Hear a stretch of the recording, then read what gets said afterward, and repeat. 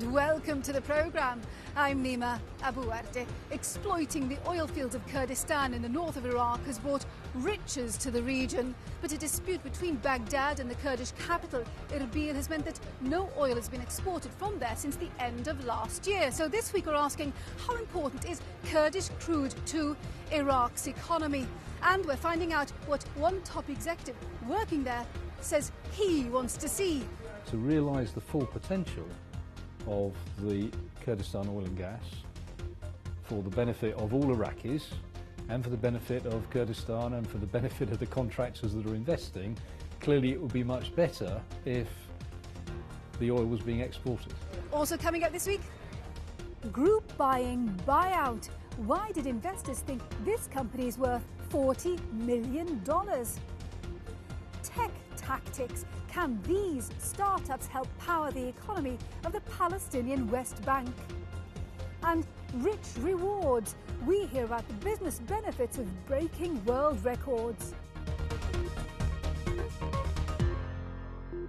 But first to Iraq, where oil revenues make up around 98% of the country's budget, and that money is paying for its reconstruction. Now, most oil fields are in the south of the country, but some firms have opted to sign more lucrative deals with the semi-autonomous region of Kurdistan in the north. The thing is that a dispute has suspended oil exports from there, and it's harming the country's coffers. So how big a problem is this for the industry and the country? Simon Atkinson takes a look in this latest report marking 10 years since the US-led invasion of Iraq. This is what Iraq's future depends on. Oil production slumped after the fall of Saddam Hussein's regime. Now it's back above pre-war levels. But given only about 10% of that came from Kurdistan, does stopping exports in the north really make much difference to the economy? Kurdistan gets a lot of attention because you have foreign companies there who are quite vocal, but actually it's not that important within the context of Iraq. The oil in the south is much more important. But I think it's politically very important, and of course it's a really high-profile issue, partly within Iraq, because the nature of who controls oil in Iraq goes to the very existence and survival of the Iraqi state as a united entity. Now, of course, Kurdistan's oil exports are vitally important to Kurdistan itself and to the Kurdish people, and they are the basis on which it can be an autonomous or even perhaps an independent state at some point. Whether produced in the north or south, Baghdad handles all international oil sales and collects the revenue. Exports from Kurdistan stopped in December when Erbil said it wasn't receiving enough from Baghdad to pay its producers. And last week's national budget drove a bigger wedge between the two after the Iraqi parliament allocated just a fraction of the money requested by Kurdistan. Baghdad says the north has no right to sign exploration contracts with companies, and the lack of a hydrocarbon law makes it a grey area. So given the complications and uncertainty, why are foreign firms coming anyway? There's big fields there, although they're not as big as the fields in the south of Iraq. Still, on a global scale, they are big fields. The government in Kurdistan is much more friendly to foreign investment and much more business friendly in general. The tax system they offer there for oil investment is much more profitable per barrel. It's a lot safer than the rest of Iraq, certainly a lot safer than Baghdad. And there's always the prospect still there of a deal with Turkey, which would allow exports from the Kurdish region, exports of oil and gas. So some obvious attractions, but at more than $100 a barrel, exports are where oil firms make their profits. So surely if they can't do that, the business is unsustainable. We are still waiting to see if Kurdistan is going to resume exports under this agreement, which they're not very happy with. One wonders just how long they can go on not being able to sell the oil. They're shipping a little bit, small amounts to Turkey, some of it being sold on the local markets in Kurdistan, obviously at much below international market rates. So you wonder just how long they can hang in there. One of the companies that had been exporting oil from Kurdistan was the Anglo-Turkish firm Genel Energy. It's been operating there since 2002. So what's it like as a place to extract oil? That's a question my colleague Mark Gregory asked Tony Haywood, the former boss of BP, who now runs Genel. It's relatively benign. It's gentle rolling countryside, so the topography is easy, the distances are short, and the operating environment is safe and secure. You know, there's not been any incidents of any note at all for 6 or 7 years. If you like, it's conventional Middle Eastern oil and gas exploration. It's to say it's pretty straightforward and it's pretty low cost. And at the moment you're operating in the shadow of this never-ending disagreement between the authorities in Baghdad and the government in Kurdistan. Does that cast a deep shadow over everything that you do?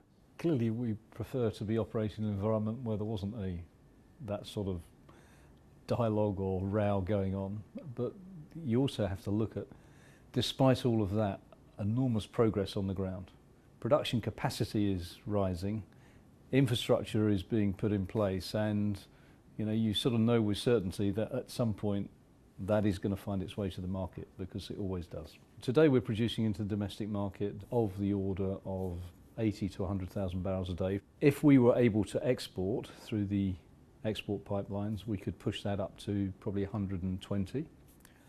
But of course, historically, we haven't been paid for that oil because of the debate between Erbil and Baghdad.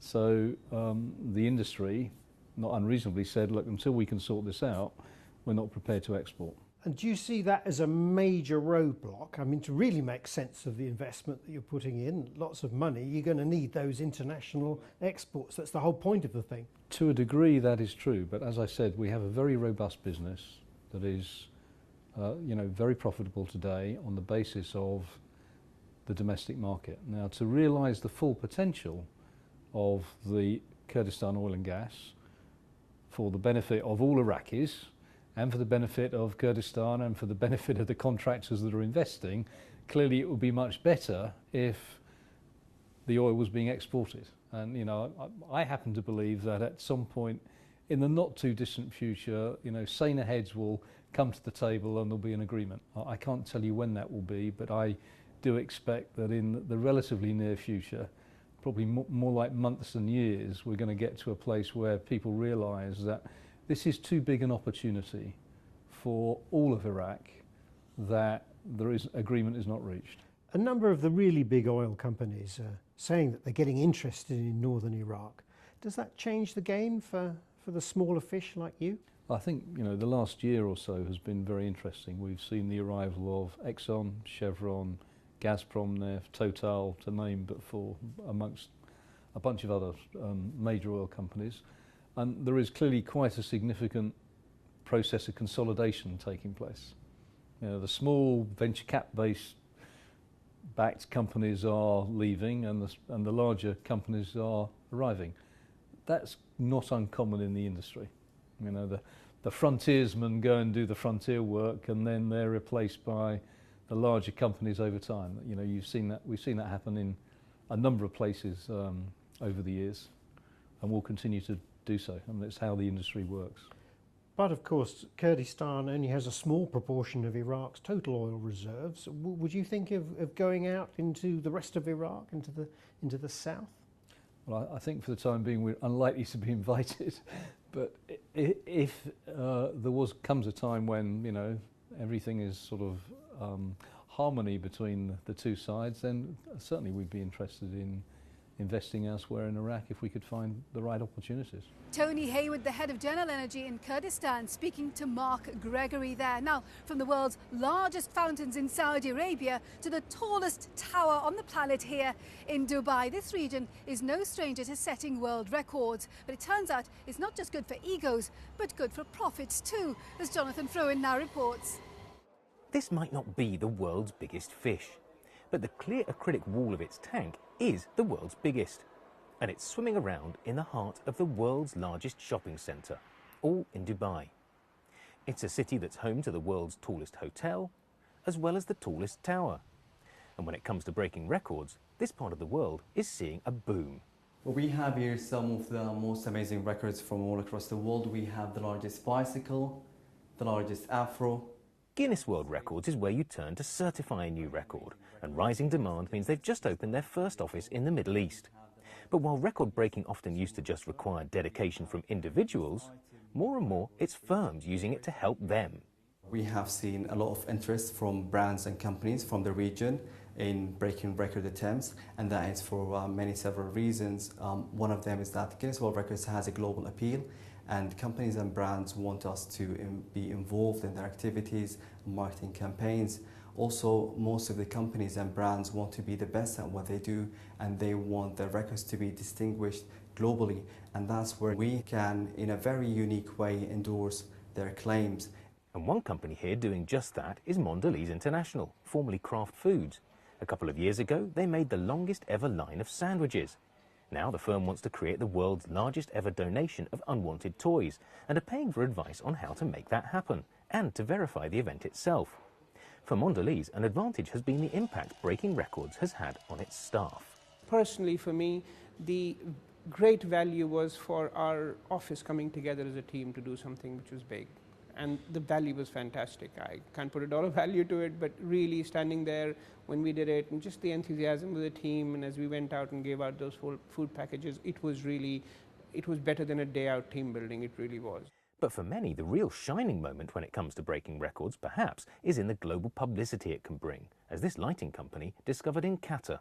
Achieving a world record like this, which was actually never the goal to create the largest chandelier in the world, it happened to be so because the building demanded a very large chandelier, and we found out later on that it was the largest chandelier. It does have a lot of impact because you will be mentioned throughout the world in all kinds of news and magazines. Even if you are an unknown company, Bow McLellan Design was not unknown, but in certain areas in the world we were well known, in other areas we were not.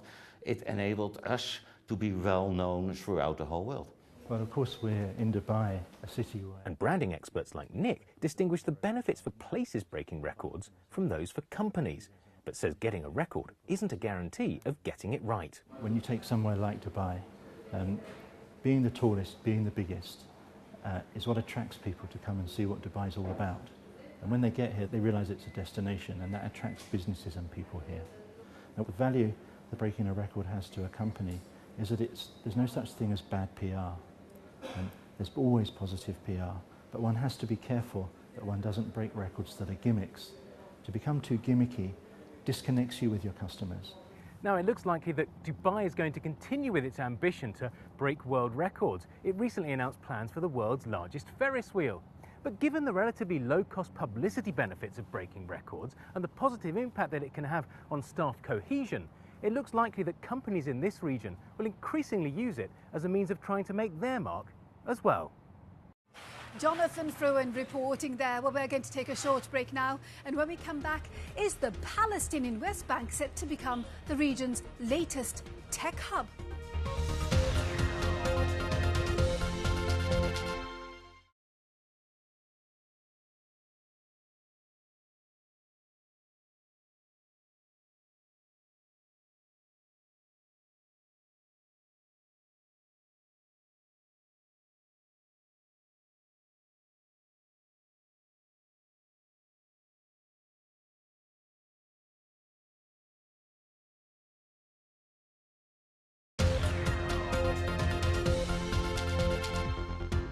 Welcome back to the programme. I'm Nima Abouakti. Now, people have been trading here in the Gulf for centuries, and that buzz of bartering and getting a bargain means that daily deal websites that offer goods at discounted prices have proven rather popular. Now, it's an industry that some think has peaked, but this week, a Middle Eastern company that was set up just a couple of years ago here in Dubai, Kobon.com, was sold to US investors for a reported $40 million. Well, to find out more, I'm joined by the founder, Paul Kenny. Paul, congratulations. Thank you so much. It must have made you a very wealthy man. Well, I think we're incredibly happy with the deal. It's a great deal for, one, the Middle East. I mean, to prove that the internet scene is definitely taking off, but also our partners, our customers, our employees and the management team. And why has a US investor done the deal with you?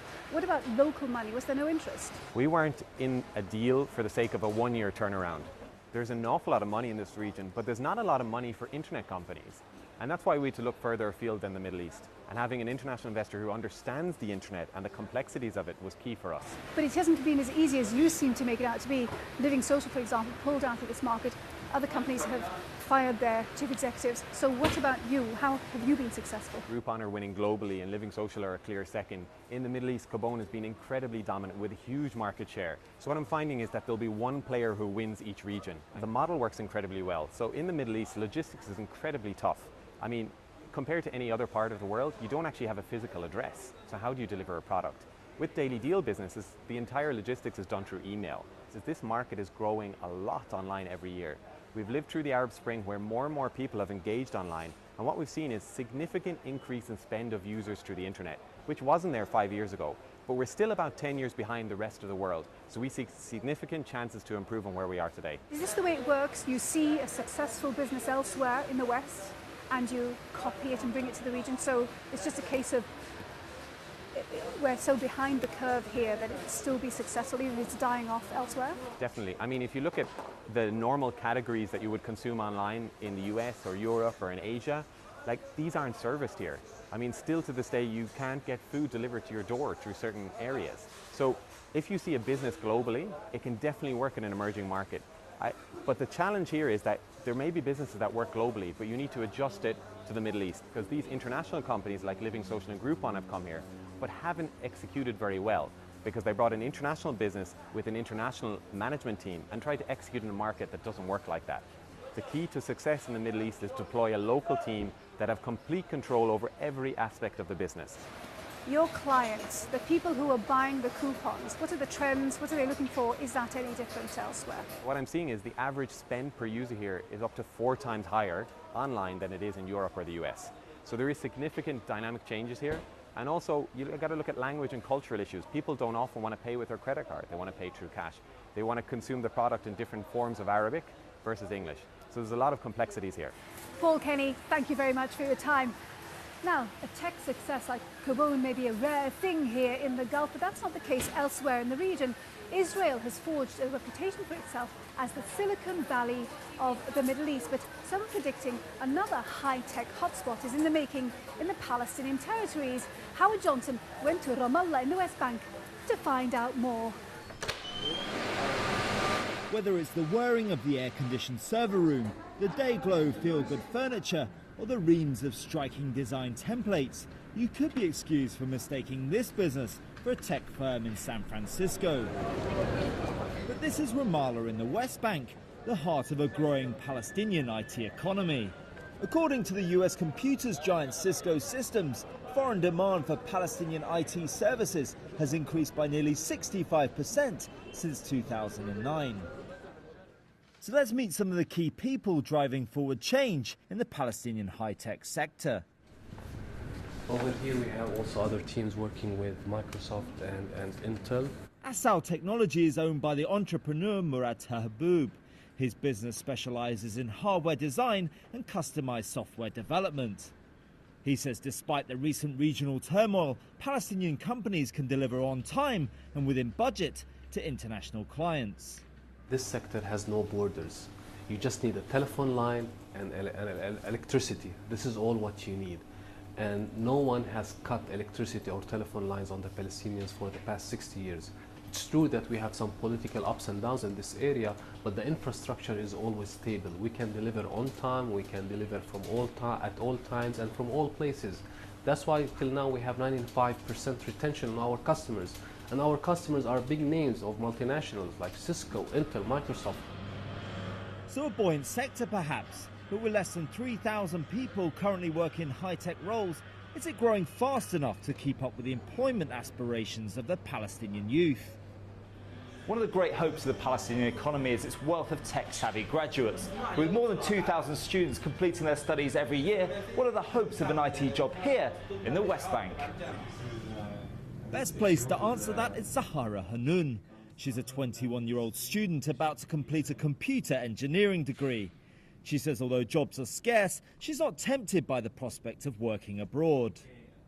Most of the students here in the country find it hard to find a job because it's just a few chances every year. It's something that I believe in, that I should work in my country to develop it and to do something different to it. So the right know-how and human resources. But does the sector have the right hardware to back it all up?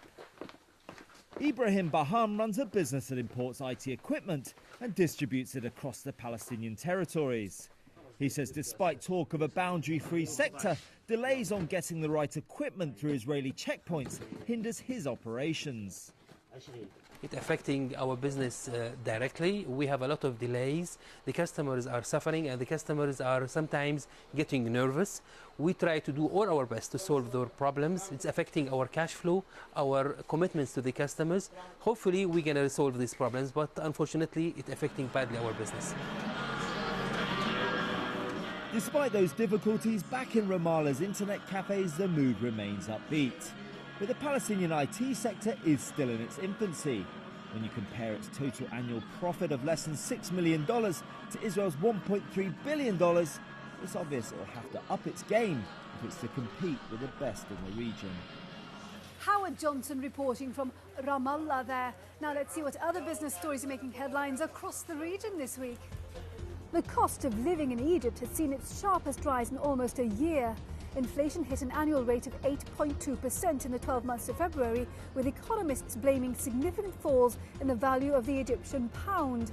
Price increases on basics like food and fuel are expected to further increase pressure on the country's government. Jordan looks set to receive a $385 million loan from the International Monetary Fund after showing the organisation it's taking steps to manage its economy. The funds will be the second tranche of a package negotiated with the IMF last year. Regional upheaval has seen Jordan's finances deteriorate, notably after Egypt's revolution disrupted gas supplies to the kingdom, causing the country's public debt to soar. Jordan imports almost all of its energy and relies on foreign grants, aid and remittances to finance its current account and budget deficits.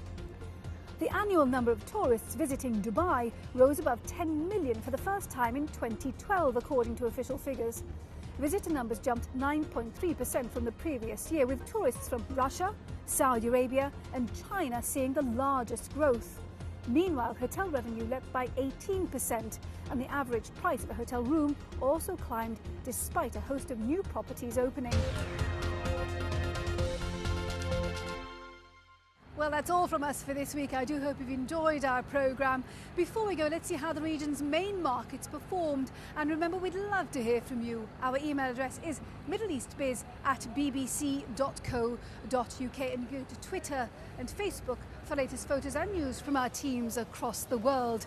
Now, next week, we're looking at education in the Middle East. Youth unemployment is a huge problem across this region. So what do schools and universities need to do to better prepare people for work?